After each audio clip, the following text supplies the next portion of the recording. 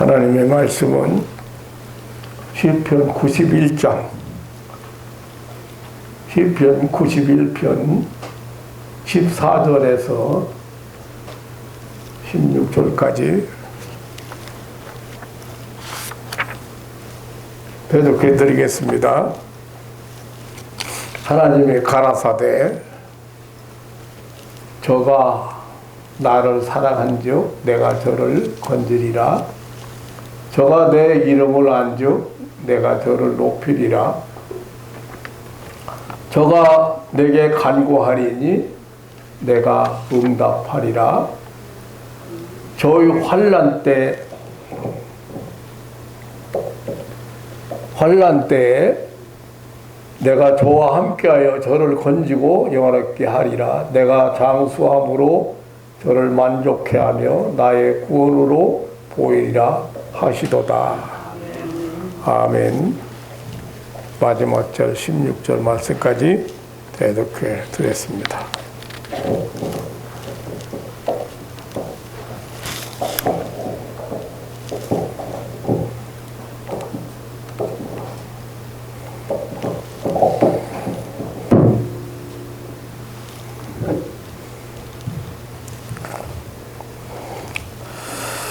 얼마 전에 어느 집사님 전화가 왔습니다. 병원에서 진단 결과를 듣고 많이 놀란 것 같았습니다. 전화를 끊고 기도를 안 할 수가 없었습니다. 그때 기도하는 가운데 생각나는 말씀이 오늘 본문의 말씀이었습니다. 그 집사님을 위해서 기도하는데 저가 나를 사랑한즉 내가 너를 건지리라. 저가 내 이름을 안즉 내가 저를 높이리라. 저가 내게 간구하리니 내가 응답하리라. 저의 환난 때에 내가 저를 건지리라.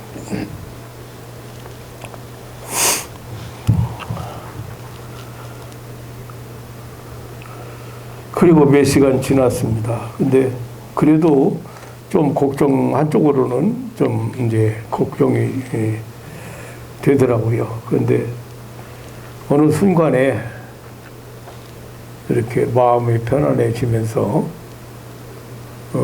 저 말씀이 생각났습니다. 시간을 보니까 밤 10시 7분. 밤 10시 7분이었습니다. 그 다음날 전화를 했죠. 전화를 했더니 목사님 전화 받고 난 후에 가을에 침을 많이 뱉고 그러고 나서 좋아져 가지고 음식도 먹고 아무렇지도 않다고 전화가 왔어요.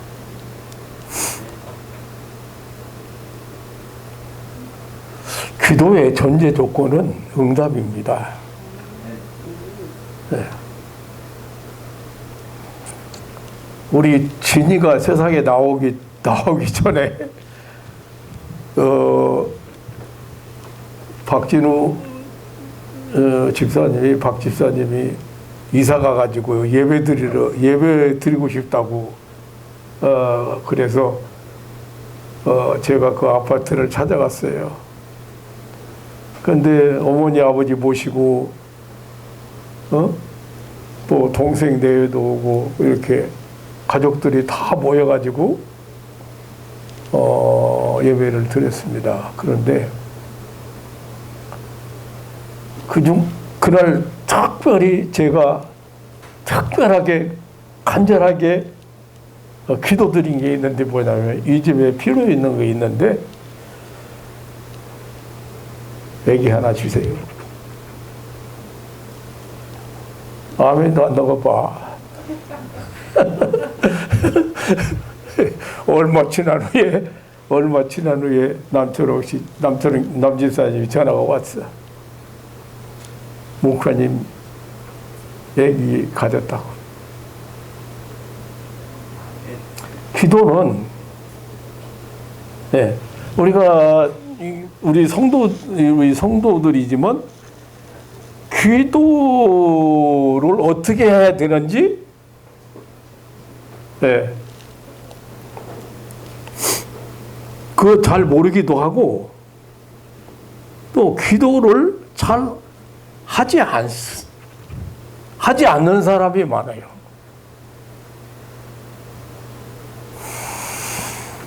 기도가 무엇인지를 잘 모르고 있고 또 뭐 무슨 사건이나 터지고 뭐 무슨 발등에 불이 떨어져야 하나님 부르고 기도하는 것으로 생각하는 사람도 있습니다. 또 어떤 사람은 기도를 공들이는 것으로 정성 들이는 것으로 오해해서 많이 한다거나 오래 한다거나 뭐 여러 날 뭐 100일 기도 뭐 이렇게 오래 한 것을 자랑으로 여기는 사람도 있습니다. 이것은 이방 종교인들의 사상이거든요. 이방 종교인들이에요.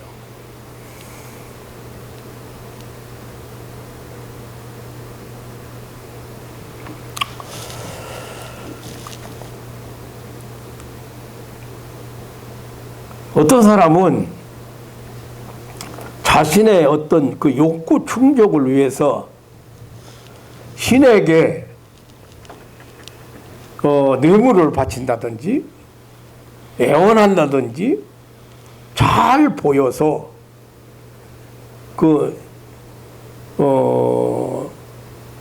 신으로부터 어떤 방법을 통해서 신으로부터 자기가 원하는 것을 얻어낸다고 생각하는 사람도 있습니다. 우리 기독교에서 기도라고 할 때 아버지 되시는 하나님에게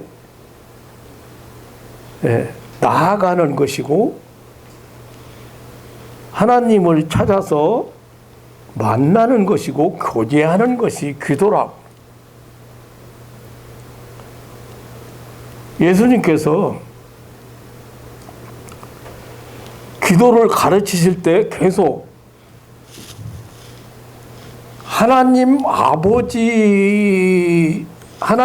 아버지로 소개했습니다. 마태복음 7장 11절에 보면 하늘에 계신 너희 아버지께서 구하는 자에게 좋은 것을 주시지 않겠느냐. 사람이 약할지라도 자식에게 좋은 걸 줄 줄 아는데 하물며 하늘에 계신 너희 아버지께서 구하는 자에게 좋은 것을 주시지 않겠느냐. 그러니까 하나님을 우리 아버지로 하늘에 계신 아버지 그건 아버지 앞에 구하는 거예요. 아버지 앞에 구하는 것을 항상 낭망치 말고 누가복음 18장입니까? 항상 낭망치 말고 기도해야 될 것을 예수님이 가르쳤을 때도 마찬가지야. 그때도 그 불의한 재판관과 과부 얘기를 통해서 예수님이 말씀하시기를 불의한 재판관도 과부가 그렇게 애원했을 때 들어줬는데 하물며 너희가 뭐냐 하나님께서 너희의 소원을 안 들어주시겠는가. 하나님 아버지. 근데 기도를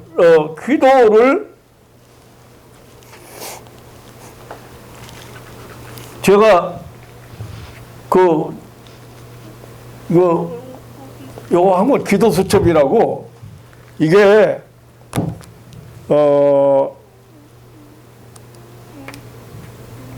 2000년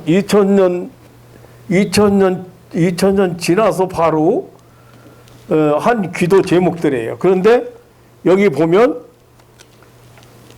기도를 하고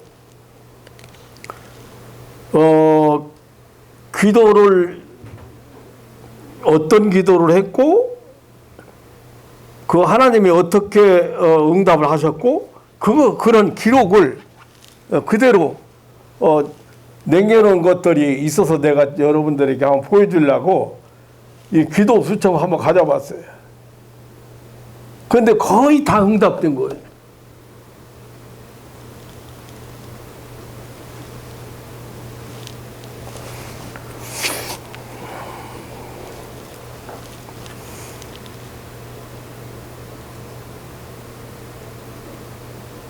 하나님 아버지께 기도하는 거예요.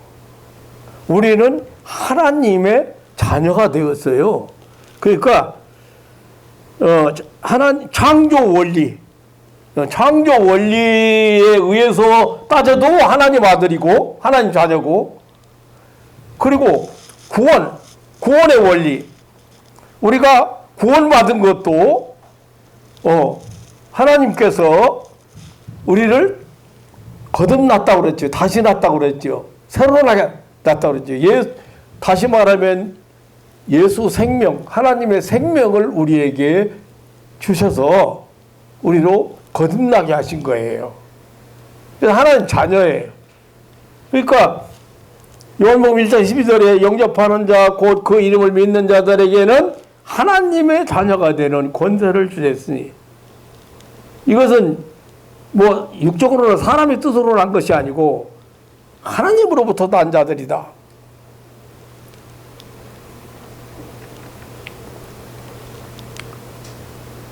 로마서 8장 15절에 보면 너희는 무서워하는 종의 영을 받지 아니하였고 양자의 영을 받았으므로 아바지라 부르짖느니라. 우리는 하나님의 영을 받아서 태어난 말하자면 하나님의 자녀들이라고 말해요.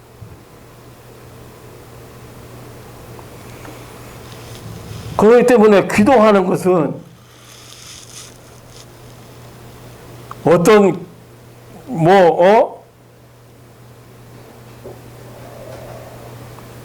하나님과의 그 관계, 친밀한 관계, 밀접한 관계, 그 관계를 확실하게 믿고 믿음으로 기도하는 것이고, 그리고 응답을 전제로 하기 때문에 꼭 응답을 체크를 해야 돼요.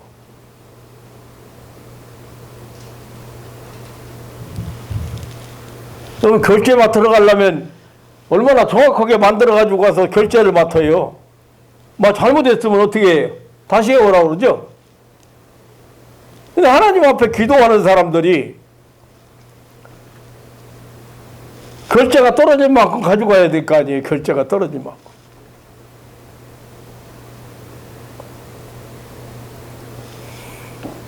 생각해보면 우리 진이가 세상에 태어날 때도 생겨날 때도 그때 그 기도하면서 얼마나 간절했는지 모르고 남지수사님 눈물 쭉 뺐어. 그 간단한 기도에 감격했다고 말이요. 내요관이. 그 진심으로 드리는 거거든요. 하나님 이 집에 꼭 필요한 게 있는데 여기 하나, 여기 생산케 해주세요. 그거 기도죠.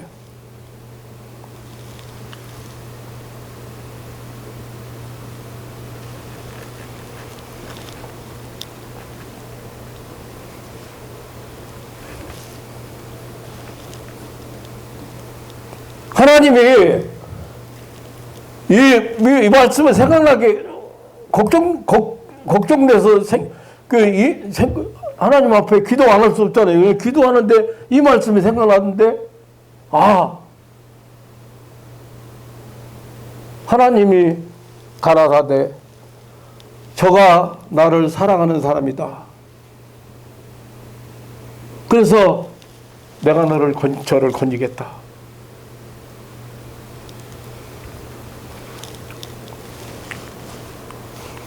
그래서 이 설교를 한번 해야 되겠다고 생각했어요. 본문 가지고. 그런데 잘 몇 번 읽어보니까요. 이게 뭐 어려운 얘기가 아니거든요. 자, 우리는 하나님의 사랑으로, 하나님의 은혜로, 우리의 모든 죄를, 독생자를 보내셔서 그 십자가의 공로로 사함을 받았고, 하나님의 성령으로 거듭나서 새 생명을 얻었기 때문에 하나님의 자녀가 되었다고 말이에요. 그래서 하나님을 아버지라고 부르게 되었다고 말이에요.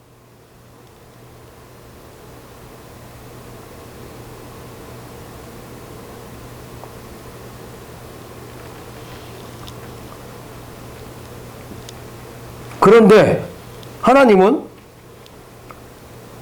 내가 나를 사랑하는 자가 되었기 때문에 내가 사랑하고 나를 사랑하는 자가 되었기 때문에 내가 저를 건지겠다. 뭐 더 이상 따질 필요도 없는 거잖아요.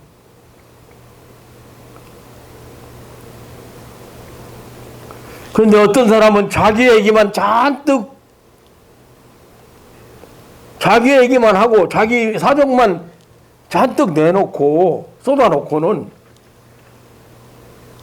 이젠 다 해결되겠지라고 치부해 버린다든지 아니면 응답에 대해서 확인도 않는 사람이 있어요.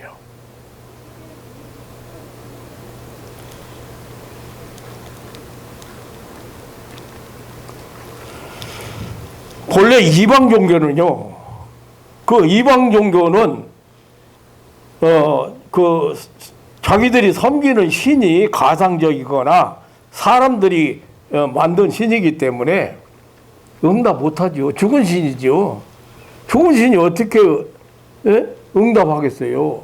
그러니까 기도하는 사람들이 모두 일방통행이에요. 자기 혼자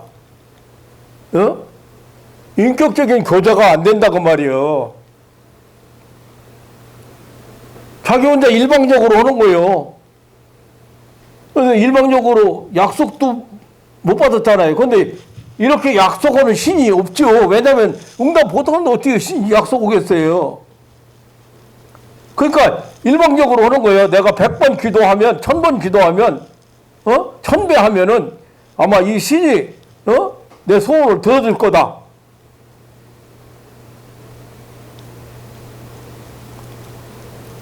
불교 경전에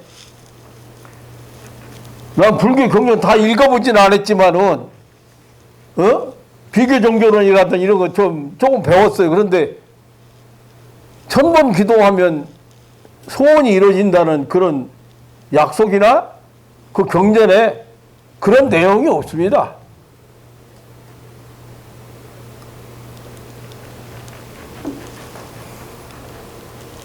불교는 자기 마음을 잘 다스리라고 하고 자기 마음에 있는 모든 욕심을 다 버리라고, 그 해탈이라고 해요. 욕심을 다 버리라고 그러고, 그리고 108번뇌라고 해도 108가지 번뇌를 잊어버리라는 거죠. 무아경지에 들어가라는 거. 그럼 오늘날의 불교는요, 엉터리도 한두 어느 정도 엉터리가 아니에요.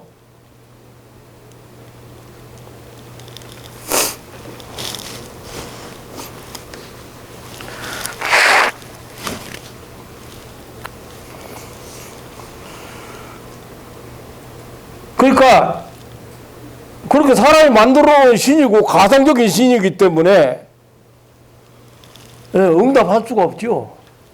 인격적인 대화가 이루어질 수가 없죠.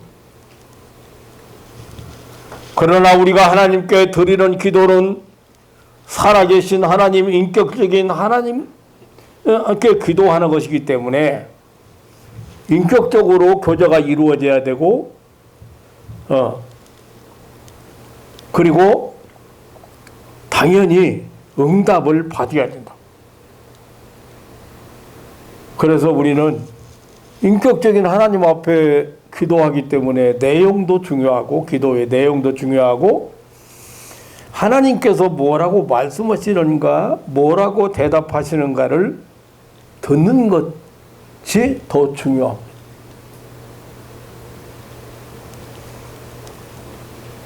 오늘 본문은 그것을 구체적으로 가르쳐주고 있습니다. 하나님이 가라사대 하나님이 말씀하시기를 하나님이 인간에게 담아 발표하시기를 저가 나를 사랑한 즉 내가 저를 건지리라.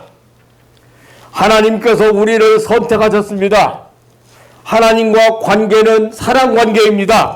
하나님께서 우리를 선택하시고 부르신 이유가 다른 사람보다 월등하거나 강하거나 앞으로 무슨 선하게 살 것 같아서 어떤 조건이 있기 때문에 조건이 좋아서 우리를 부르시고 선택하시고 부르신 거 아닙니다. 사랑하시기 때문이었어요. 하나님과의 관계는 사랑 관계예요.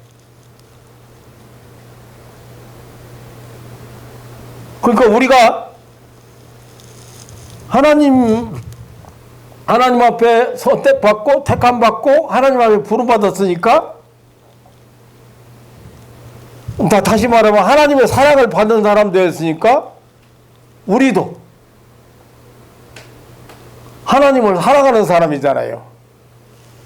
저가 나를 사랑한 즉 하나님 사랑하는 사람이에요. 하나님 사랑하는 사람 어떤 사람이에요? 어떤 사람 하나님 사랑하는 사람이에요?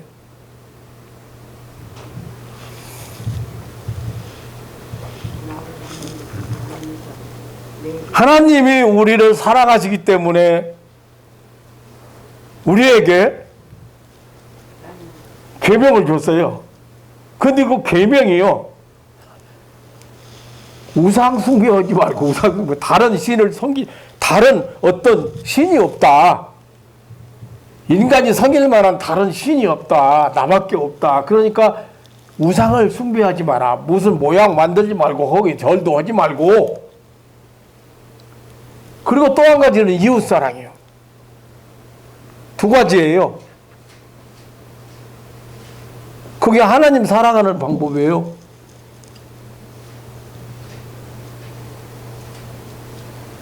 다시 말하면 하나님 말씀에 순종하는 삶을 사는 사람들이 나를 사랑하는 자.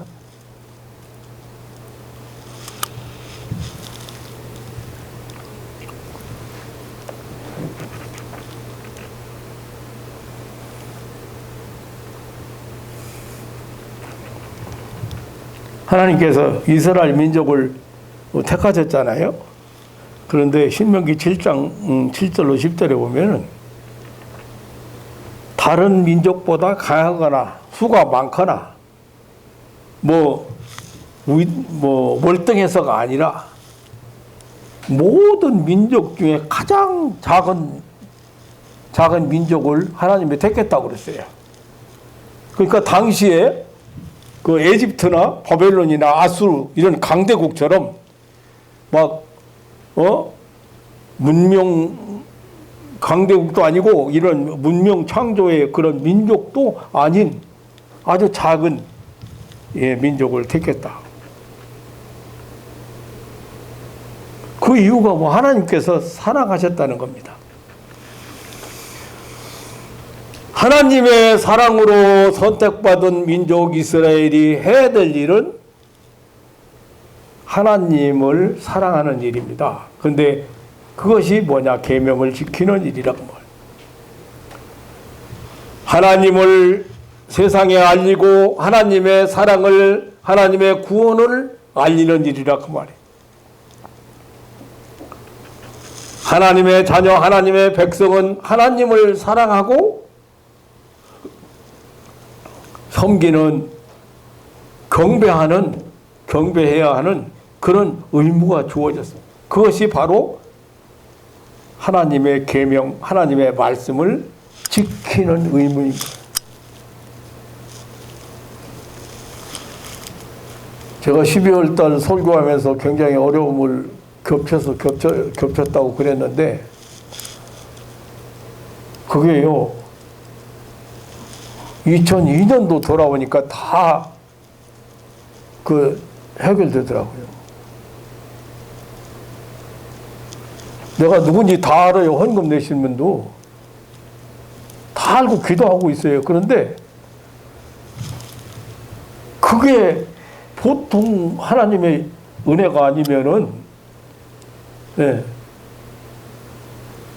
그런 결산했는지 어쨌든 본인이 드리잖아요. 하나님 앞에.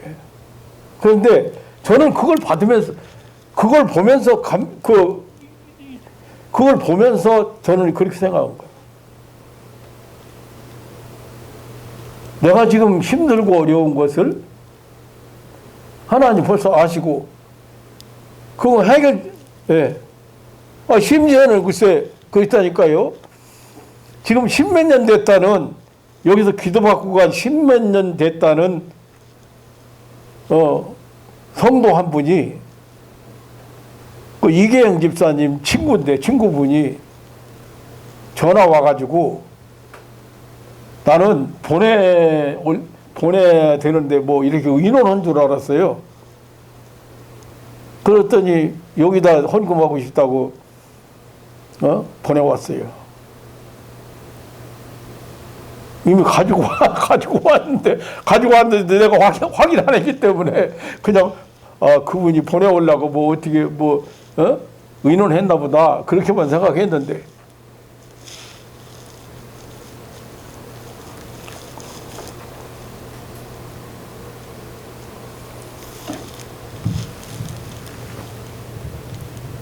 그래서 하나님은 살아계시고 역사하시고 응답하시고. 아멘? 믿습니까? 기도하라고, 기도. 너는 확실하게 하나님의 자녀라니까요. 그래서 예수님은 하늘에 계신 너희 아버지께서, 천부께서, 하물며 천부께서 너희에게 좋은 거 주시지 않겠느냐, 구하는 거 주시지 않겠느냐.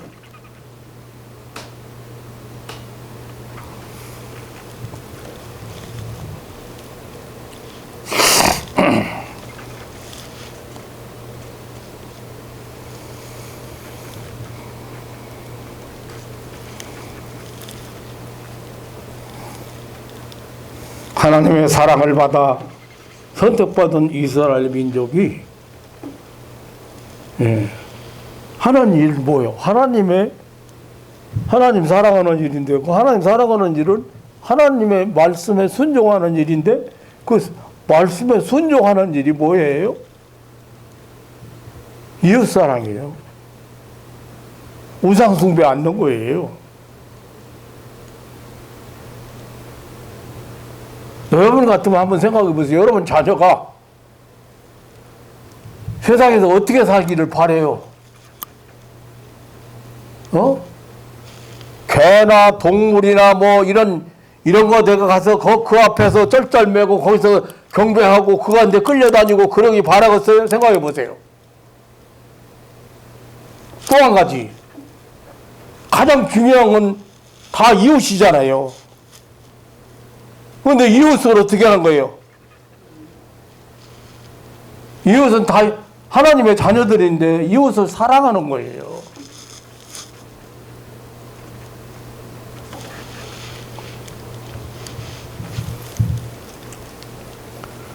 그렇게 하면 천대까지 축복하신다고 하시고 사랑을 베푸신다고 하셨습니다. 하나님의 백성을 대적하거나 괴롭히는 자는 장장에 보응하신다고도 하셨습니다. 오늘 본문에도 마찬가지로 우리가 하나님을 사랑하는 자이기 때문에, 즉 계명을 지키는 자이기 때문에 건져주신다고 말씀하신 거예요. 하나님의 계명은 아까 말씀대로 요약하면 하나님 사랑, 이웃 사랑이고, 그거 좀 분리하면 하나님 살아가는 사람들이 이방신 섬기고 무슨 우상 숭배하고 그러겠어요? 이웃 사랑하는 사람들이 이웃 원수 맺는 일, 미워하는 일, 시기 질투하는 일 하겠어요?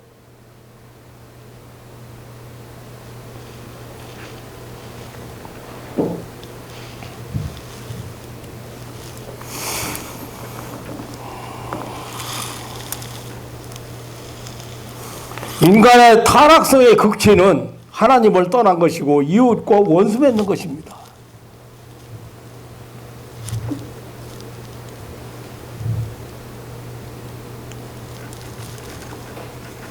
시기하고 질투하고 미워하고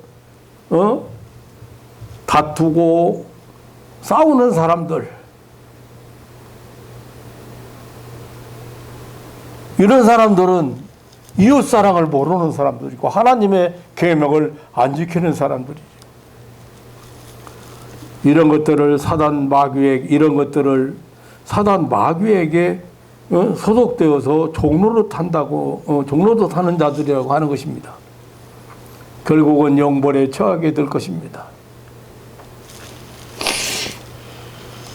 사랑하는 성도 여러분, 하나님께서 우리를 택하셔서 죄와 사망에서 해방시키시고, 다시 말하면 사단 마귀의 종로릇에 해방시켜 주셨고, 참 인간으로서의 삶, 즉 하나님의 자녀로서의 삶을 살게 하시려는 하나님의 구원 역사요, 구원 계획입니다. 그래서 이렇게 구원받은 사람들, 즉 하나님의 구원 계획에 순종한 사람들을 네가 나를 사랑하였다고, 하나님을 사랑하는 사람들이라고 표현한 것입니다.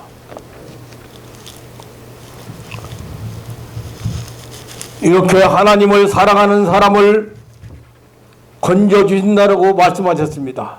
여기 건져주신다는 말은 우리를 구원하신다는 말씀이죠.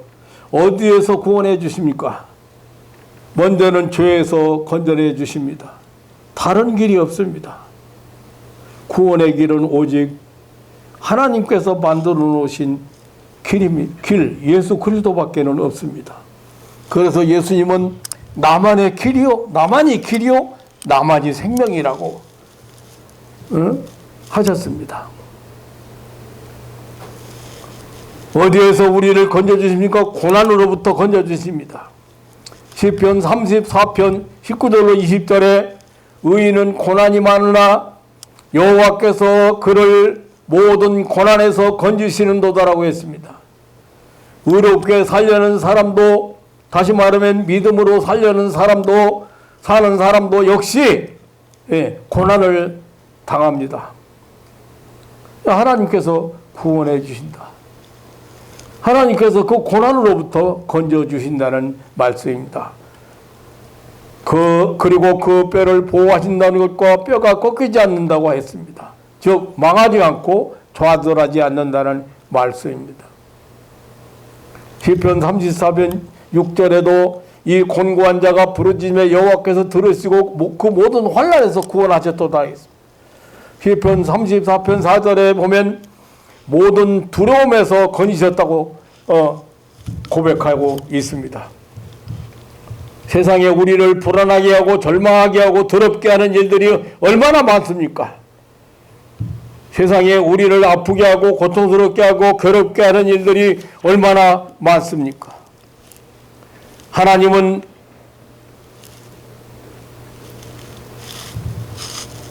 어느 한 집사님을 그 두려움에서, 그 질병에서 구원해 주신다고 말씀하셨습니다. 저는 확신이 오면서 마음이 편해지기 시작해요. 하나님께서는 우리가 너무 힘들 때, 고통스러울 때, 두려울 때 기도하면,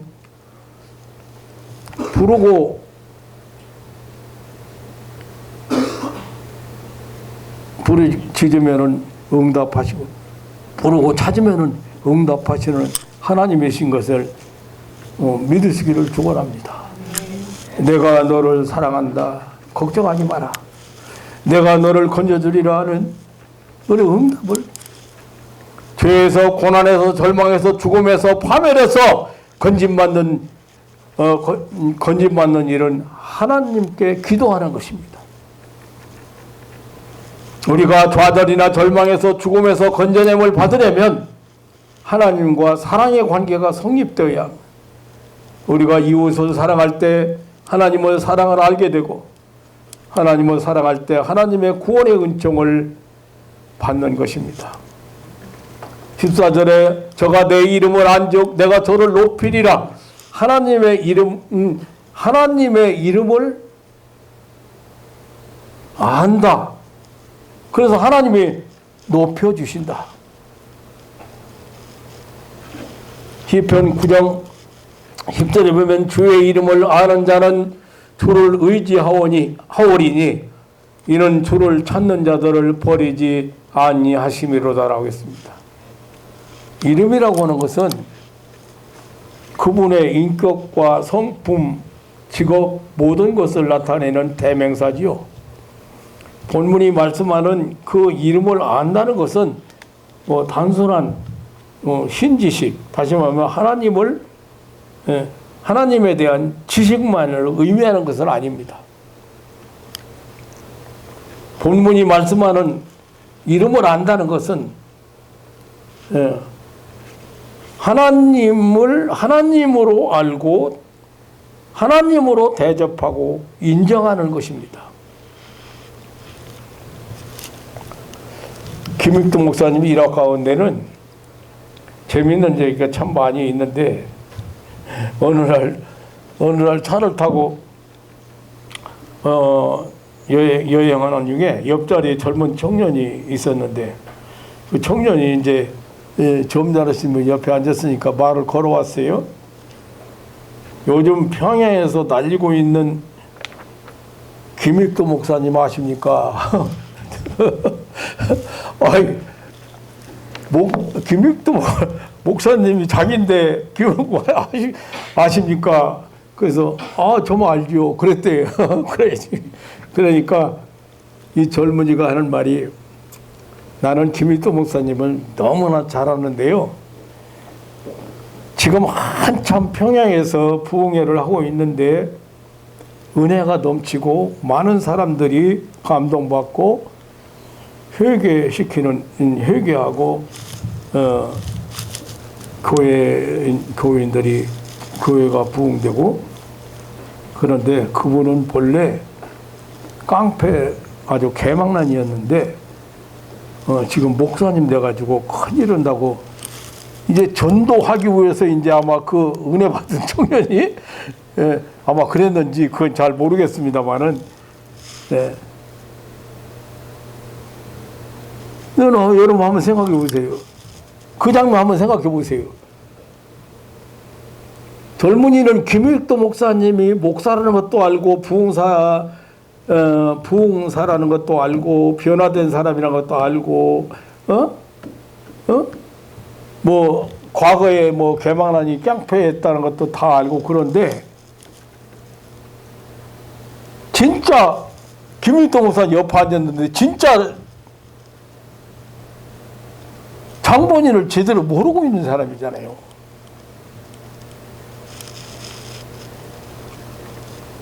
우리가 하나님을 안다는 것도 마찬가지입니다. 그냥 우리가 우리가 알고 있는 그 하나님 어떤 분입니까? 천지를 창조하신, 우주 만물을 창조하신 하나님이시고 역사를 주장하시는 그런 세상을 다스리시는 세상의 주권자 하나님이시고, 능력이 많으신 분이고 사랑의 하나님이고, 얼마든지 하나님에 대해서 알 수 있습니다.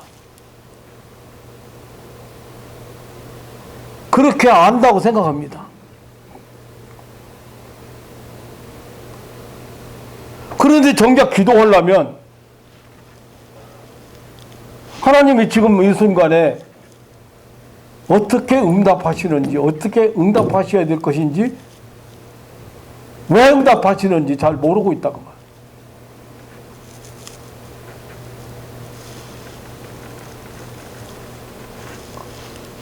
말이에요. 12 제자들 보면요, 예수님 앞에 부름받아서 3년 동안이나 따라다니면서 기적도 목격했고 초월적인 능력도 목격했습니다. 죽은 자를 살리시고 수많은 불치병자들을 고치시고 소경 눈을 뜨게 하시고 벙어리도 말을 하게 하시고 다 봤어요. 그럼에도 불구하고 그들은 예수님을 나의 주 나의 하나님이라고 부르지 못했습니다. 그러다가 가이사랴 빌립보 지방에 가서 베드로가 주는 그리스도시여 살아계신 하나님의 아들입니다. 이렇게 엄청난 고백을 그런 신앙 고백을 하고서 엄청난 축복을 받게 되었습니다. 그런데 가룟유다 같은 사람은 3년 동안 따라다니면서 진짜 어려운 일 맡아가지고 돈자로 맡아가지고 예수님과 제자들의 활동하는데 먹는데 쓰는 거 활동하는데 그 여러 가지 그 비용을 책임졌던 사람인데 그런데 성경을 보면 이 가룟유다는 단 한 번도 주님이라는 고백을 한 일이 없어요. 주님이라고 불러본 일이 없고 랍비요 뭐예요? 선생님이요. 예수님이 메시아인 줄 그리스도인 줄 구세주인 줄 몰랐어요. 그렇게 배신하지. 예수님 바로 알지 못했다고 말이요.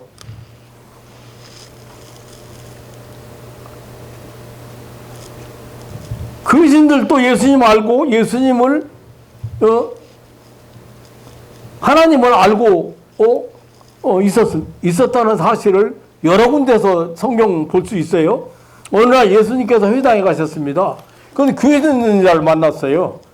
그런데 예수님께서 귀신에게 그 사람에게서 나가라고 하셨을 때 예수여 우리와 무슨 상관이 있나이까? 왜 당신 같은 훌륭한 사람이 우리를 괴롭힙니까? 당신은 하나님의 아들이시고 능력 많으신 것을 우리가 알고 있습니다. 응? 정말로 당신이 우리를 쫓아내려고 오신 분이 맞는군요. 아직 때가 되지 않았는데 왜 우리를 괴롭게 합니까? 그러고 소리 질렀어요. 예수님 알아봤어요. 지식이 예수님에 대한 지식이 풍부했어요.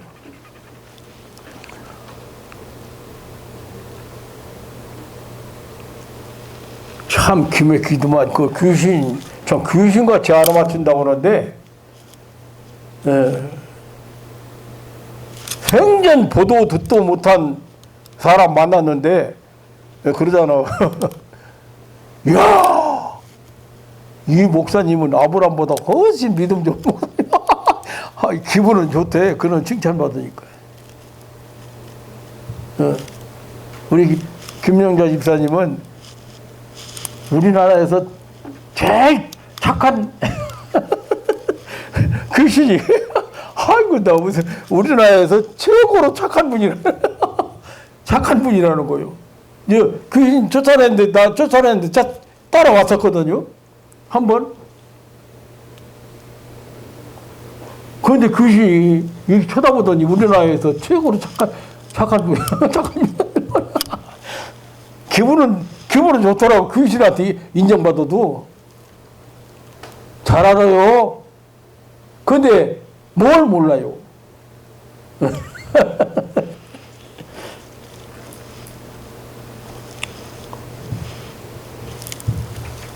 흔히 생각하기를 기독교에 대해서 약간 알고 있다는 이유 때문에 나는 교인이다 혹은 신자라고 생각한다면 그것은 잘못입니다.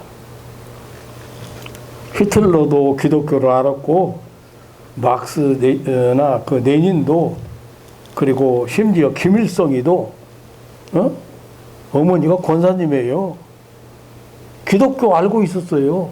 근데 단 믿지 않을 뿐이에요.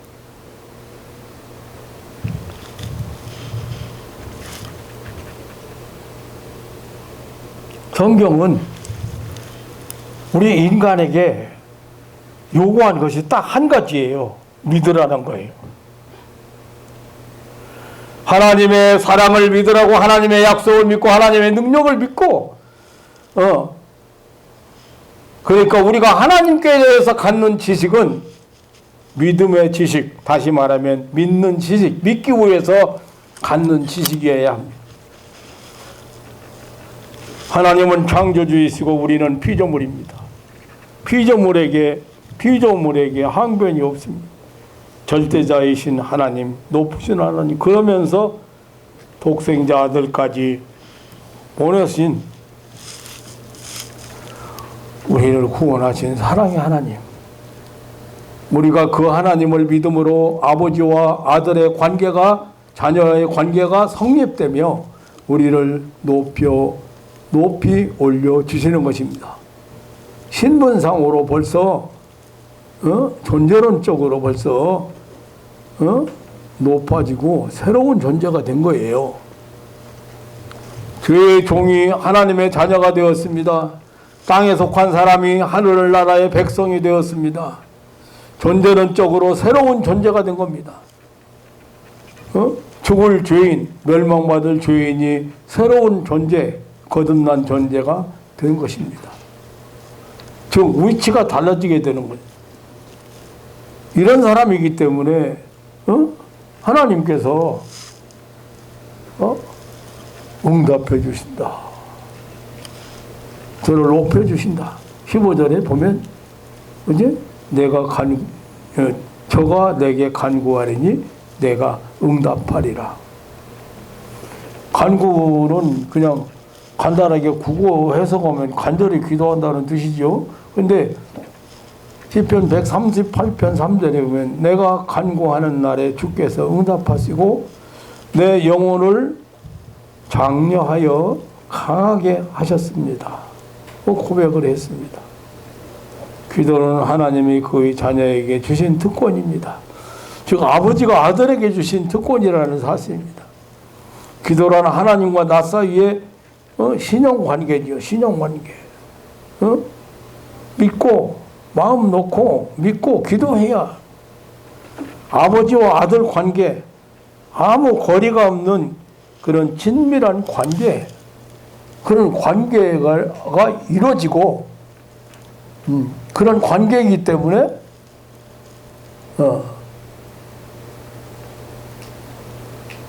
하나님 앞에 구하고, 그걸 구하면 하나님이 응답해 주신다.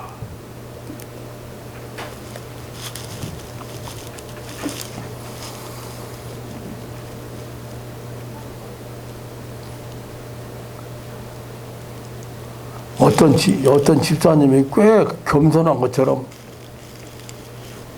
아이고 염치 없게 하나님 앞에 맨날 달라고만 하고 그냥 하나님 앞에 무슨 기도를 한대요, 이렇게 하는 사람이 있더라고. 그런데 누가 보면 시부장에 보면 집을 나간 탕자가 돌아왔죠. 염치도 면목도 없고 몸둘 바를 몰랐을 것이에요. 그런데 아버지는 여러 말 필요 없었습니다. 너는 내 아들이다. 죽었다가 다시 살아 돌아온 내 아들이라고 하면서 묻지도 않고 용서하시고 영접해 주셨고 손을 잡고 잔치를 베풀었습니다. 이것이 하나님 아버지의 사랑입니다. 시편 51편 15절에 환난 날에 나를 부르라 내가 건지리니 네가 나를 영화롭게 할 줄 알겠습니다. 나를 불러라 내가 너를 건진다. 이방 종교 경전에는 이런 내용이 없어요. 왜 없겠니? 죽은 신이 어떻게 응답합니까? 능력이 없는데 어떻게 요구를 들어줍니까? 어떻게 약속해요? 약속을 들어준다고. 이교도들, 이방 종교인들은요, 많이 불러야 대답한다고 믿기 때문에 계속 불러대고 중언부언합니다. 이 장례식, 천주교 장례식 한번 가보니까 참, 와, 그 사람들 정말 대단하더만. 쭉 앉아가지고 시간을 두고, 그냥 몇 시간을 두고 주여 성 마리아여 들어주소서, 성 요셉이여 들어주소서, 성 베드로여 들어주소서. 계속해서 성경에 나오는 인물들 불러가면서 들어달라고, 기도를 들어달라고. 그래서 무슨 기도냐면 이 영혼을 받아달라, 이 영혼을 받아달라는 거예요. 남명호란게 꼭 개구리 방죽 같아. 나 무슨 소리가 했는데 옛날에 그 밑에 집에 무슨 일이가 난이 났어. 그런데 이 사람들은 다른 말도 않고 남명호란개교 그거 몇 시간 하고 있어요.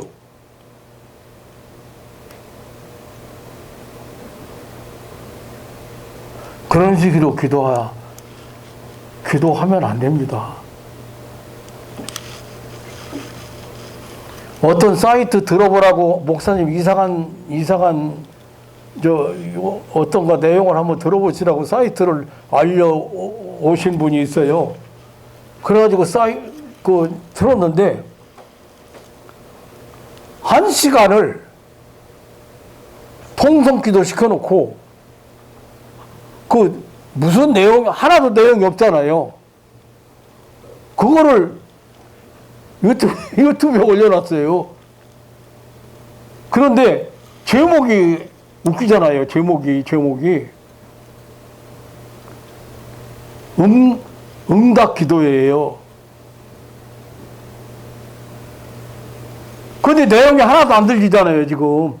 이거 통성기도, 많은 사람도 통성기도 시켜놓고 그냥 마이크 대놓고 있는데 무슨 소리가 들려요? 무슨 내용이 들려요? 그걸 듣고 어떻게 하라는 거예요? 그거 듣고 같이 하라는 거예요, 같이. 아마 그런 뜻일 것 같아요, 내가 보면은.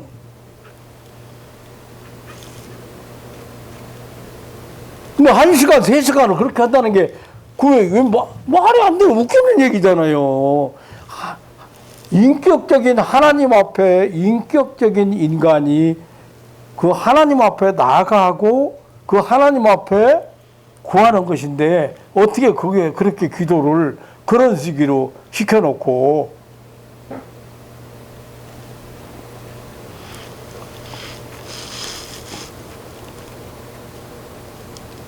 그게 좋은 부원이지, 그거 뭡니까? 우리 좋은 부원 할 필요가 없어요. 그 대신 간절히 기도해야 돼요. 간이 저리도록 쇠약해지다, 소모하다는 뜻이 있더라고요. 내용을 보니까 간절이라는 말은. 내가 하나님을 부르느라고 시간을 소모하고 정열을 바치는 것, 그런 그 간절한 마음, 응? 그 열망하다, 사랑하다는 뜻도 있고, 또 머리를 앞으로 숙이고 오라는 뜻도 있더라고요. 간절이라는 말이. 그러니까 겸손한 자세로 자세를 의미하는 것 같아요. 또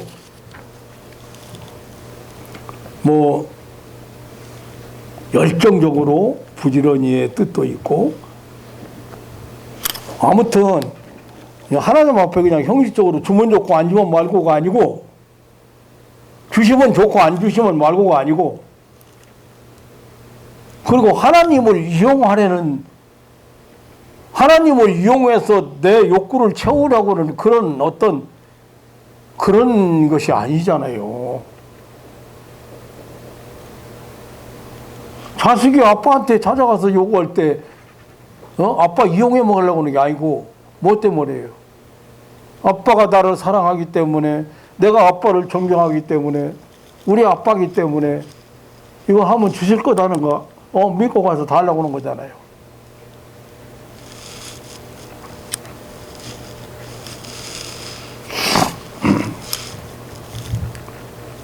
여기 구체적으로 하나님께서 내가 환난 때에 함께하여 건진다고 했어요.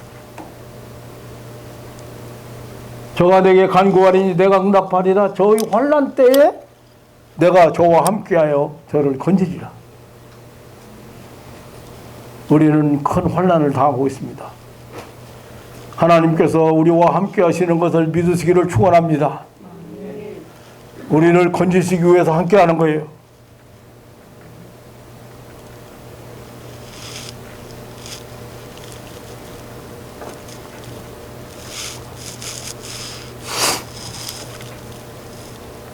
영화롭게 해주신다고까지 했습니다. 믿고 기도하면 기적이 일어납니다.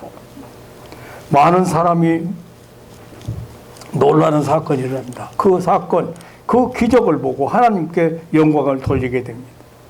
아, 하나님 정말 살아계시구나. 하나님 기도를 들어서 응답하시는구나. 하나님은 사랑의 하나님이시구나. 그리고 감탄하며 기뻐하게 됩니다. 영원한 생명을 주신다 했습니다. 장수함으로 만족하여 구원을 보리라 했습니다. 하나님과 함께 사는 사람, 하나님을 사랑하는 사람은 모든 것이 만족합니다. 마치 아기가 엄마의 따뜻한 품에서 누리는 행복과 같은 것을 누리게 되는 것입니다. 하나님의 보호와 그 품 안에 산다는 그것 하나만으로도 만족하고 감사하게 되는 것입니다. 주님은 나를 믿는 자는 영원히 살리라고 했습니다. 하나님을 사랑하는 성도 여러분, 아니 하나님의 사랑을 받은 사랑하는 성도 여러분, 하나님을 알고 하나님을 의지하고 믿는 여러분, 하나님께 간구하시기를 바랍니다. 우리 하나님은 건져주시는 하나님이시고 높여주시는 하나님이시고 응답해 주시는 하나님이시라겠습니다. 영화롭게 해주시고 만족해 해주시고 구원을 보여주신다고 했습니다. 사랑하는 성도 여러분, 저는 오늘 그냥 기도하는 중에 생각났던 성경 구절 그 말씀을 통해서 나만 은혜 받는 게 아니라 같이 은혜 받는 마음으로 오늘 말씀을, 이 본문의 말씀을 오늘 함께 이 아침에 나누었습니다. 이 성경은 어떤 하나님을 우리에게 보여주고 있고 계시하는 거예요.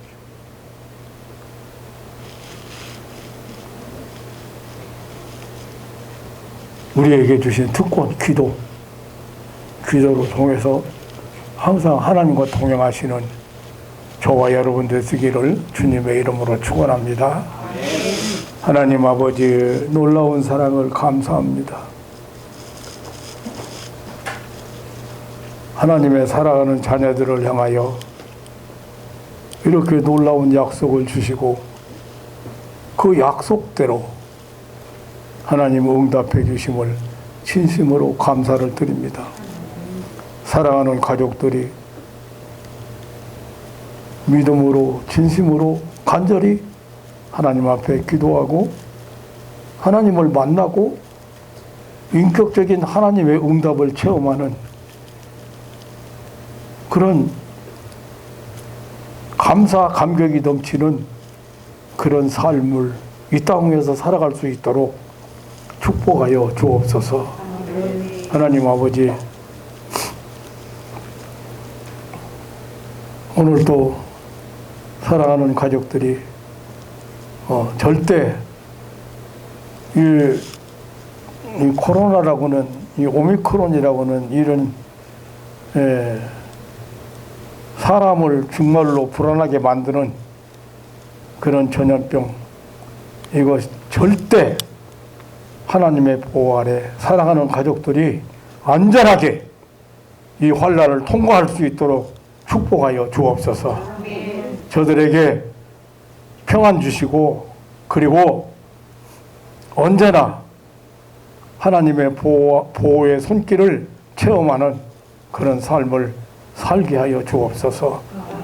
하나님 아버지, 오늘 또 놀라운 약속으로 우리에게 새로운 용기와 힘을 주시고 기도할 수 있는 믿음을 주신 우리 구주 예수님의 이름으로 기도하옵나이다. 아멘.